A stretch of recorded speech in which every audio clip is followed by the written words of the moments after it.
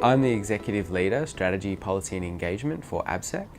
And AbSec is the peak Aboriginal child and family organisation in New South Wales.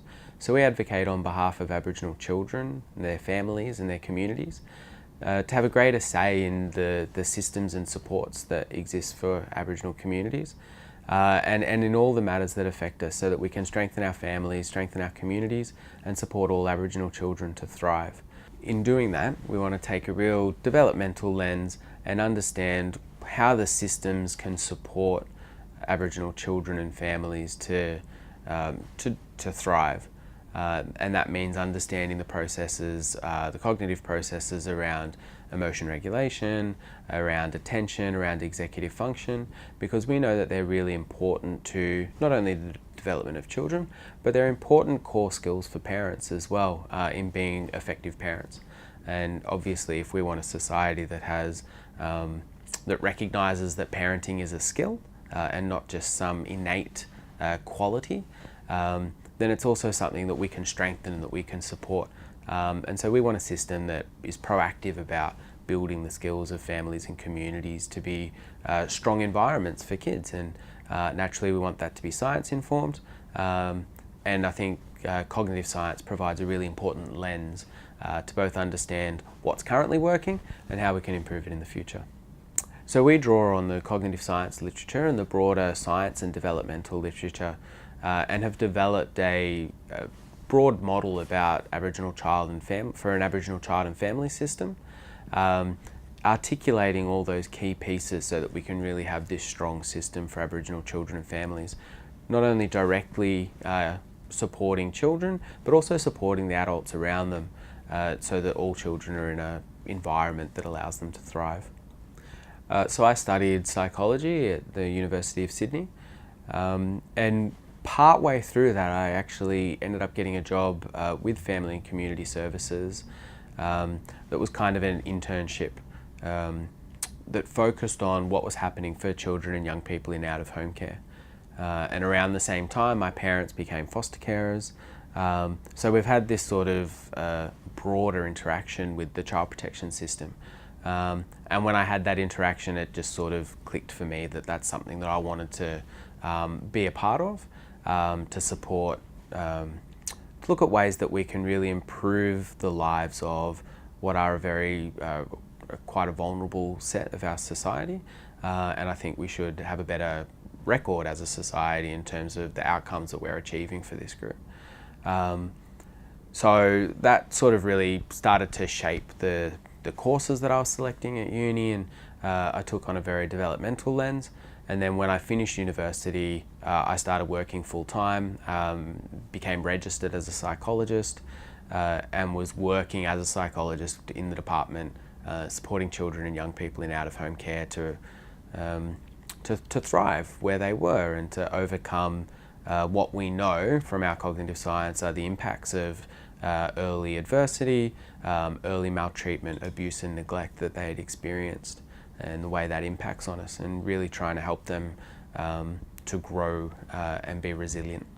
And then, so I did that for a little while, and I really wanted, I suppose, or it really occurred to me that we don't have a huge body of knowledge about this particular subset of the community. So I really wanted to go and do further research. And around the same time, the Charlie Perkins Trust actually had just launched a scholarship to allow Aboriginal students and to really encourage Aboriginal students to go and study at some of the world's best universities. I was fortunate enough to be successful in my application to study at the University of Oxford. And so I did my PhD looking at the impacts of maltreatment on social and emotional processes for children who were in out-of-home care. And to really try to understand what was going on for them so that we could get some hints on maybe how we could develop better supports that might achieve better outcomes.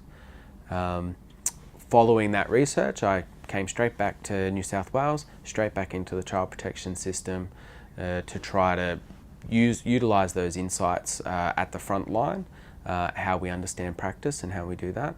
And then this opportunity came up to move into the Aboriginal peak. And I took that with both hands because that gave me a a really great opportunity to give back to my community, which is obviously very important to me. And I also think this is a great place where we can really make a difference as an organisation that's really showing leadership in the child and family space, and great opportunity to make a difference.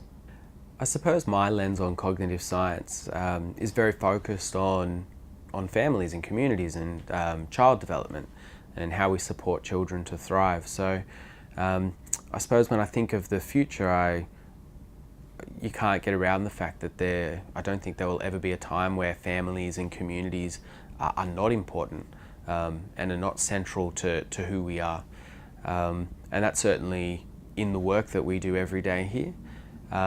And I think that will always be the case. We'll always want to know more about how we develop and how we can optimize the developmental context for key skills, key executive function, and those sorts of skills that are so central to all of the things that we end up doing with our lives, and how we can strengthen the systems to support families and communities so that individuals can thrive and fulfill their potential. So I think the future scope of where cognitive science could go is, at least in my area, there will always be a need for it, and we'll always want to know more.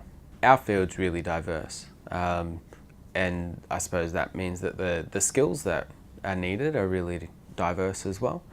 In my particular role, a big part of my role is about, I suppose, reimagining what the child and family system could look like. So there's lots of research, there's lots of engaging critically with evidence, there's lots of really engaging in critical thinking and robust testing of arguments about different ways that we might move the system and how we might move it forward. There's lots of writing of policies and presenting arguments. And so all of those sort of core skills that you learn throughout cognitive science about engaging with data, about being able to understand evidence and to really think it through, and then apply that evidence to reasoned arguments and put forward a strong case that's supported by evidence, are really strong skills that are really valued in this sector.